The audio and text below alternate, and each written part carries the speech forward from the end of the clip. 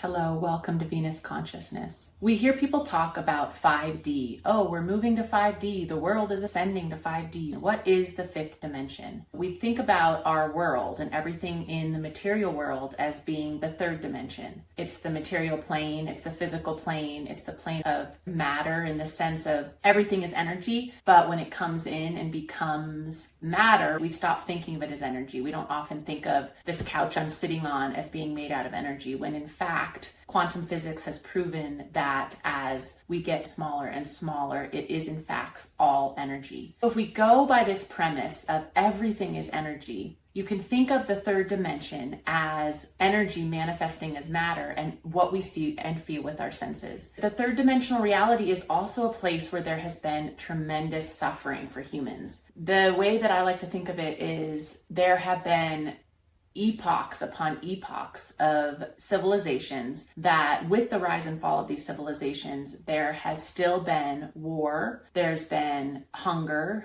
there's been abuse of power, all the different things, you name it, that create human suffering. We can think of that as all part of the third dimensional reality. What's happening now is that Earth is being reborn, and this third dimensional reality is being elevated into a new higher frequency. Many of us, in fact, if you're watching this video, I am sure you are someone who also is experiencing your own awakening. In this awakening, it is really a consciousness shift. It's a shift from this place of the third dimension and a rising into this place of the fifth dimension. Now, the fourth dimension, I think of it as the in-between state as we move up. There are many more dimensions. It's all frequency. Basically, it's a matter of denser, lower vibration or frequency and higher frequency. We're elevating up to this place of the fifth dimension. And in the fifth dimension, there's just so much more spaciousness. You in the fifth dimension can experience your soul. And instead of that amnesia that comes with being a human and feeling like it's all just suffering, not that it's all suffering, there are moments of joy and peace, but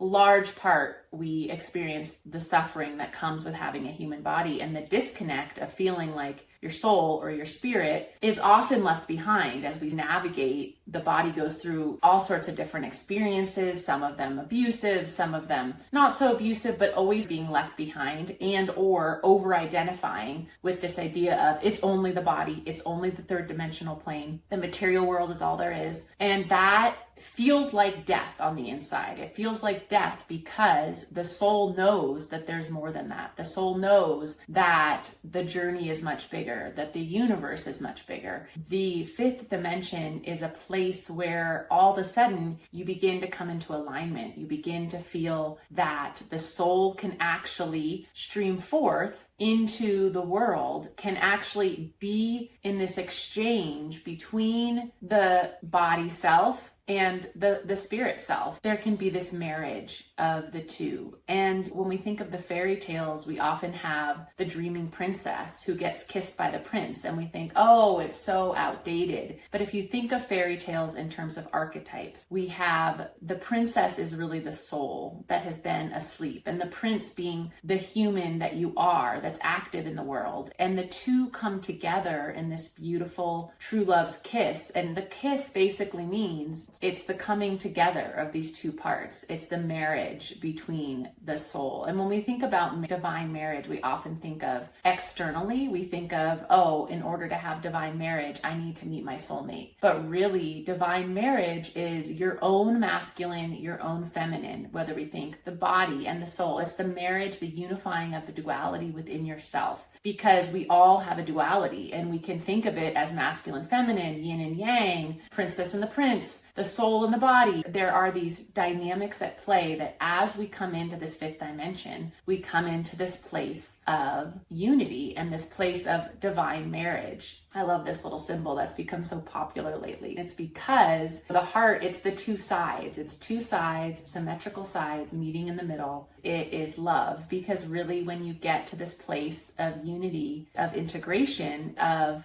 elevated consciousness, you are in this place where both can simultaneously exist.